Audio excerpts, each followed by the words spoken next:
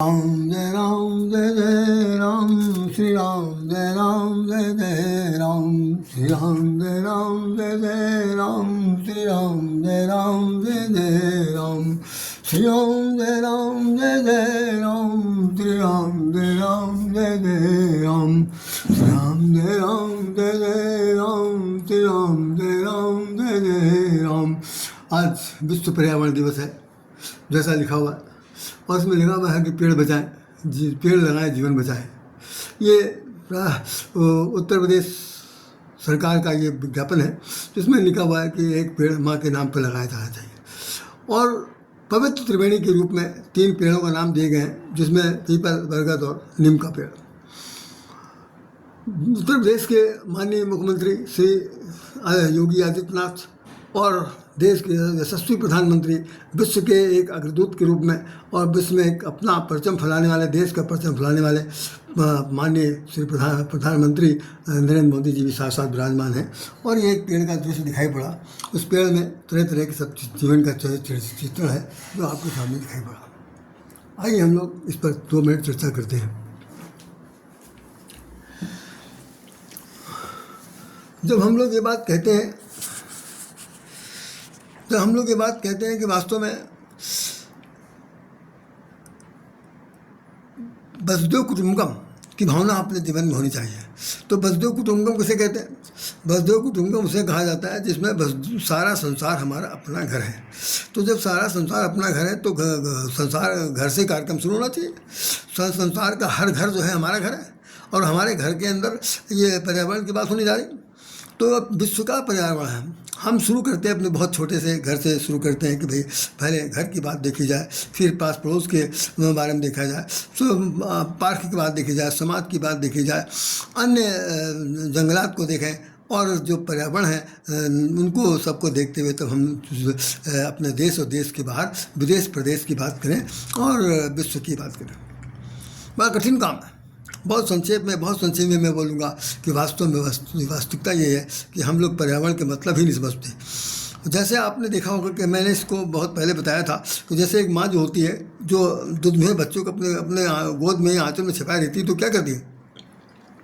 अगर वह अपना स्तनपान कराती है, दुग्धपान कराती है तो अपने आंचल से ढक लेती है, ताकि उसके ऊपर नज़र न लग जाए कि कोई दूध पी रहा है या उसके शारीरिक बनावट में किसी प्रकार का कोई भी अवांछनीय दृष्टि कोई न डाल रहा हो। तो ऐसा करके वो अपने आंचल से ढके रहती है। ये भद्र महिलाओं की बात कर रहा हूँ।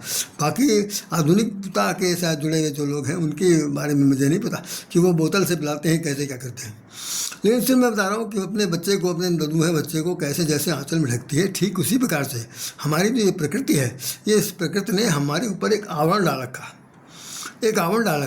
उसमें क्या है? सारी प्रकृति है, नदी नाले हैं, नक्षत्र हैं, तारे हैं, अंतरिक्ष है, भूमंडल है, सागर है, नदियाँ हैं, पहाड़ हैं, सभी कुछ है।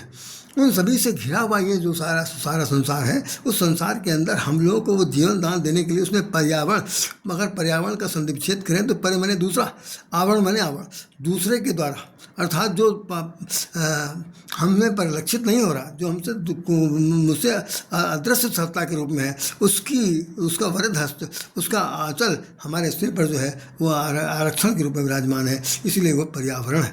आवरण में ढका हुआ। तो ये पर्यावरण को बचाने की ज़रूरत क्यों पड़ी है?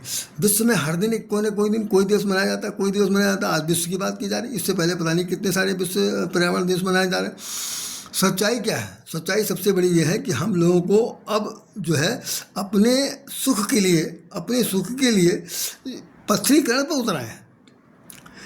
नदी नाले की जरूरत नहीं बाद में महसूस हो रही है, पेड़ पौधों की बात बहुत महसूस हो रही है। और नतीजा ये है कि भाई हमारे जब पेड़ पौधे सब कटे जा रहे हैं, उनके कटान हो रहे हैं, ज़मीन हथियाई जा रही है। उन ज़मीन की इंच की ज़मीन की करोड़ों रुपए में बेच करके लोग आलीशान मल्टीपल बिल्डिंग बना रहे हैं और उन पर छतें बेची जा रही हैं, इस तरह रहा जा रहा है। ऐसी स्थिति में क्या है, हमारे यहाँ पर्यावरण की बड़ी कमी हो गई। इस तरह का पानी पर बरसना, मानसून का देर से मेरा आना जाना, सब दुनिया भर की जितनी बातें थी सबको प्रभावित हुई।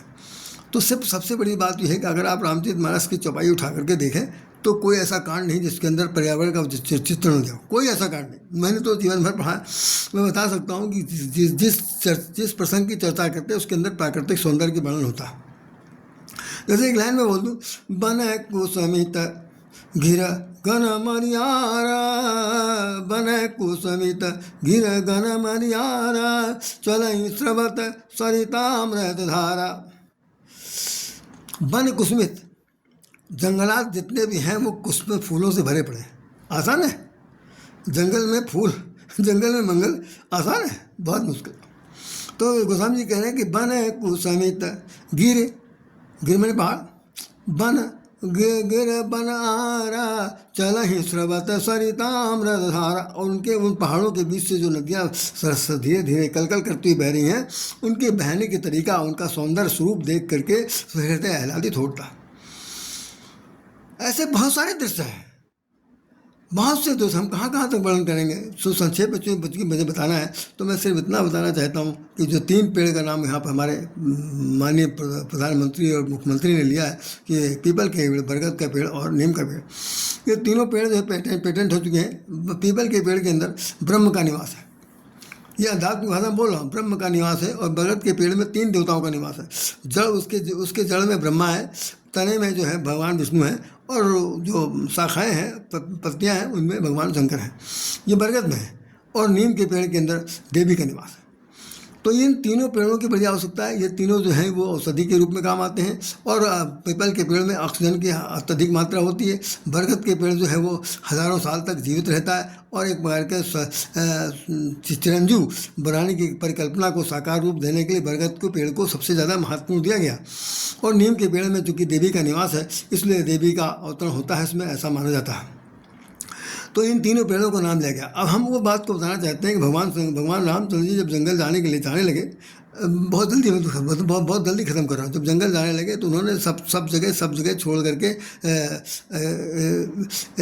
मतलब प्रयागराज होते हुए, इलाहाबाद होते हुए सीधे वहाँ मध्य प्रदेश, और मध्य प्रदेश के बाद चित्रकूट पहुँचते हैं। चित्रकूट का स्थानीय क्यों चुना? आप अगर चित्रकूट का उत्तराखंड में चित्रण देख लें, इतनी गजब की उसमें चित्रण दिया हुआ है कि जिसकी हद नहीं। तो मैं आप लोगों से एक बात बहुत हृदय से बताना चाहता हूँ, विनम्रता के साथ बताना चाहता हूँ, हाथ जोड़ कर बताना चाहता हूँ, नम्रता के साथ बताना चाहता हूँ कि भगवान राम जहाँ पर निवास करते हैं वहाँ पर 4 प्रकार के पेड़ लगे। हमारे गुरु स्वामी जो सुधांशु जी महाराज कहते हैं कि अगर किसी को जीवन में कोई ज़मीन मिल जाए, ज़मीन यदि हो, भूमि हो, भूमिपति हो, भूमि स्वामी हो, कुछ भी हो, या उसको किसी प्रकार से मिल गया है, तो निश्चित रूप से वो इन 4 प्रकार के पेड़ों को लगाए। वो 4 प्रकार के, भाई आप अब आजकल तो ढाबली मार का मकान मिल रहे हैं, तो यहाँ 4 तरह के पेड़ कौन लगाएगा? घरों के अंदर बड़े बड़े छोटे छोटे गमलों में फूल पत्तियाँ लगा करके अपने मन को आह्लादित कर लेते, खुशहाल बना लेते। लेकिन जिस चीज़ की बातचीत की जा रही है वो पेड़ दूसरे हैं। पर्यावरण को बचाने के लिए कौन से पेड़ चाहिए? छायादार वृक्ष चाहिए। और कौन सा पेड़ चाहिए? फलदार वृक्ष चाहिए।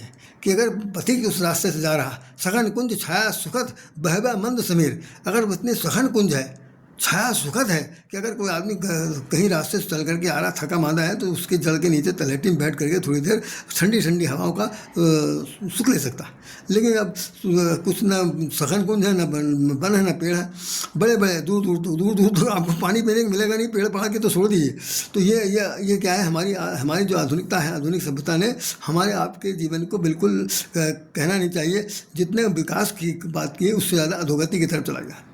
आज सबको चिंता हो रही कि ऑक्सीजन की कमी हो जाएगी, ये हो जाएगा, वो हो जाएगा, तो पेड़ लगाओ। अरे पेड़ एक दिन में देख के जगाएगा? नहीं हो सकता। तो वो 4 प्रकार के जो पेड़ बताए गए, वो 4 प्रकार के पेड़ में गोस्वामी लिखते हैं कि भगवान राम जिस जगह पर बैठे हुए उनको चित्रण दिखाते हैं। भरतलाल जी मिलने के लिए जा रहे हैं, और भरतलाल जी को मिलवाने के लिए केवट राज चल रहे हैं। तो केवट क्या कह रहा? तब केवट ऊँचे चढ़ाई, कहो भरत सन भुजा उठाई। केवट जो है वो अपनी भुजाओं को उठा करके उसने भरत से कहा, कहो भरत सन भुजा उठाई। क्या भुजा उठाकर क्या कहता है? नाथ देखिए बिटप विशाला, पाकर जाम्बू तमाल रसाला। हे नाथ, हे भरतलाल जी, हे भैया, आप देखिए कि ये जो आपके सामने ये पेड़ के ये पर्वत के समीप जो 4 तरह के पेड़ दिखाई पड़ रहे हैं, पेड़ कौन कौन से हैं? पाकर जम्बू तमाल रसाला। ये 4 पेड़ जो हैं, एक पहला एक है पकड़िया का पेड़ है जो पीपल के पेड़ के रूप में जाना जाएगा, पकड़िया है दूसरा, लेकिन पाकड़ जम्बू में जामुन का पेड़ है, तमाल माने शीशम का पेड़ है, और उसके बाद आम का पेड़ है। इन चारों की अपनी अपनी विशेषता है। चारों जो है वो बैराग के, जो आपका पीपल का पेड़ है बैराग का घनीभूत स्वरूप है। तमाल जो है वो भगवान ज्ञान के अखंड ज्ञानेश्वर भगवान राम है, उनका स्वरूप है। जो आम का पेड़ है, आम का पेड़ जो भक्तमयी सीता का स्वरूप है। तो जहाँ पर ज्ञान और भक्ति बैराग तीनों निवास कर रहे हों, उस जगह पर ये 4 पेड़ की अनुभूति की जा सकती है। तो पाकर जम और जामुन जो है वो किस चीज़ काम आता है? ये एक प्रकार का अब यूँ कह लिए औषधि है। औषधि इस में जैसे जामुन को हम लोग कब खाते हैं, जब हमारे जैसे आम बहुत खा लिया, बहुत रसीलापन खा लिया, बहुत ज़्यादा शरीर में शर्करा की मात्रा बढ़ गई, तो कहा जाता है कि जामुन का रस पिए, जामुन का फल खाइए, जामुन का चूर्ण खाइए, सब कुछ कहा जाता है। तो जामुन की बड़ी ज़रूरत है। भगवान गणेश जी के लिए कहा गया कि कपित जम्बू फल चार भक्षणम।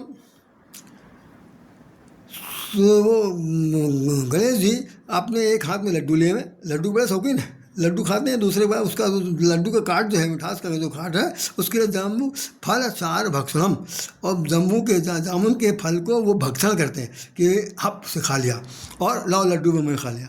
तो मतलब ये हमारे जीवन में ये चीज़ की चारों की आवश्यकता है कि अगर वहाँ पर किसी प्रकार के भी रक्त में शुगर की मात्रा बढ़ जाएगी, शर्करा की मात्रा बढ़ जाएगी, तो जामुन का पेड़ लगाओ।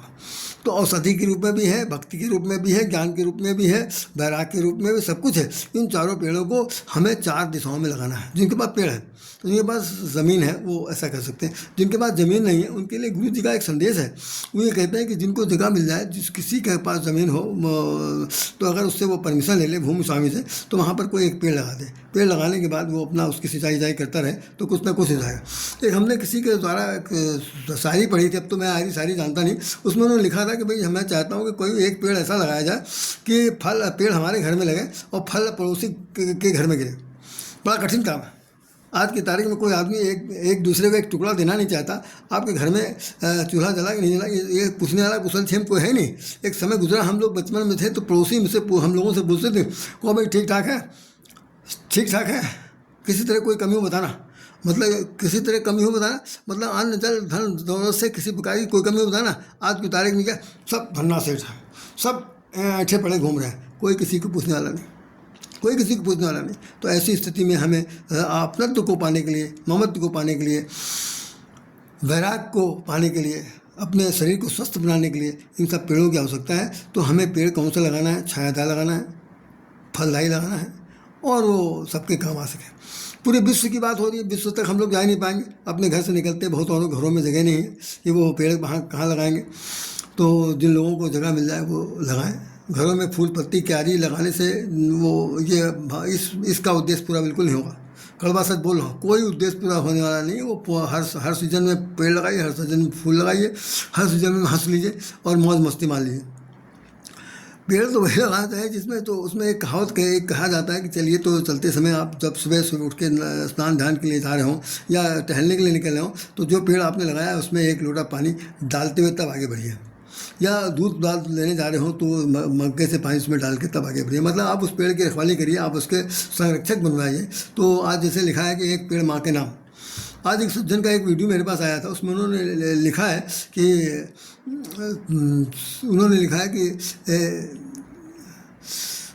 10 कुआं एक बावली के बराबर है, 10 बावली एक तालाब के बराबर है, और 10 तालाब एक पुत्र के बराबर है, और 10 पुत्र जो है वो एक पेड़ के बराबर है। फिर सुन लीजिए, 10 कुआं एक बावली के बराबर, 10 बावली एक तालाब के बराबर, 10 तालाब एक पुत्र के बराबर, और 10 पुत्र किसके बराबर? और वो 10 पुत्र एक वृक्ष के बराबर। मैं यहाँ पर ज़रा सा खंडन करना चाहता हूँ उनकी बात को। किसी ने भी लिखा होगा, बुद्धिमान है उनके, हर बुद्धिमान आदमी कमी को तो है नहीं, कि तालाब की सबसे बड़ी विशेषता कि उसके पास अपना जल नहीं होता। अगर 10 तालाब माने 10 पुत्र पैदा हो जाए, तो 10 पुत्र के अंदर जब सूखापन होगा सूखा पड़ना माने उनके अंदर संवेदनशीलता नहीं होगी, संवेदन शून्य होंगे, हृदय विहीन होंगे, अंतरंग अंतरंग जो है किसी परहित के विषय में कभी सोच ही नहीं पाएगा। तो 10 तालाब एक पुत्र के बराबर हो जाने से क्या मतलब, क्या फ़ायदा। अरे वो 10 तालाब की 10 नदी मिलकर के एक पुत्र बनता तो मैं जानता कि नदी का जो सोता जहाँ से बहा है वो अंतिम क्षण तक जाएगा। तो पुत्र तो ऐसा होना चाहिए कि जो एक पुत्र है वो तालाब नहीं है, वो नदी के बराबर है, और नदी के बराबर कैसे 10 नदियाँ मिल करके एक नदी का निर्माण करें, और वो निर्माण करने वाला जो है वो पेड़ न हो, वो बल्कि पुत्र हो, और पुत्र जो है वो उन 10 पुत्रों से मिल करके एक वृक्ष बनता। तो आप देखिएगा वृक्ष की सबसे बड़ी विशेषता है कि वृक्ष के अंदर प्राण होते हैं। अगर प्राण नहीं होगा तो वृक्ष फल फूल नहीं सकता, इसलिए उसको जड़ कहते हैं। जड़ और चेतन 2 ही प्रकार की प्रकृति भगवान ने बनाई है कि जड़ तो बोल नहीं पा रहा, लेकिन वो हर्षता भी है, फूलता भी है, महकता भी है, सुगंध फैलाता भी है, सब तरफ निकलता। हम लोग अपने को कौन सा सुगंध फैलाएंगे भाई। तो हमारे लिए कहा जाता है कि जो मनुष्य योनि जो लोग जीवित हैं उन्हें चाहिए कि वो अपने चरित्र का सुगंध चारों तरफ फैलाएं ताकि उनका नाम अमृत को प्राप्त करें। तो आज की इस पर्यावरण में हमने सिर्फ इतनी सी बात आपको बता दिया कि जीते जी जब तक आप जीवित रहें, जिस उम्र में रन कर रहे हो, चाहे जवान हो, चाहे वृद्ध हो, चाहे आप प्रौढ़ावस्था में हो, चाहे कोई भी अवस्था में हो, अगर आप पेड़ लगा सकते हैं, आपके पास भगवान ने ज़मीन दे रखी है या आपके अंदर मनोबल प्रबल है, इच्छा है, तो आप लगाइए। तो फलदार और छायादार वृक्ष लगाइए। बाकी पेड़ कटीले पेड़ लगाइए, लंबे पेड़ लगाइए, ये पेड़ लगाइए, वो पेड़ लगाइए, उससे कोई फ़ायदा नहीं है। पैसा ऐसा कमाना हो तो यूकेलिप्टस और पता नहीं कौन कौन से पेड़ लगाए जा सकते हैं, उन पेड़ों की जरूरत नहीं। एक समय ऐसा गुजरा है हम लोगों ने इतिहास पढ़ा था कि सम्राट अशोक ने जिस वक्त बड़े बड़े जो बनाए थे ग्रांटर वे करके सब, तो उनके किनारे किनारे इतने बड़े बड़े छायादार वृक्ष लगाए थे कि उनकी छाया के अंदर दूसरा आदमी फंस जाता था, पहचान नहीं सकता था। तो निश्चित रूप से हमें छायादार वृक्ष लगाना है, और इस बात को पढ़ने के लिए रामचरितमानस को जरूर पढ़िए। इन शब्दों के साथ इस विश्व पर्यावरण दिवस को साधनम जय।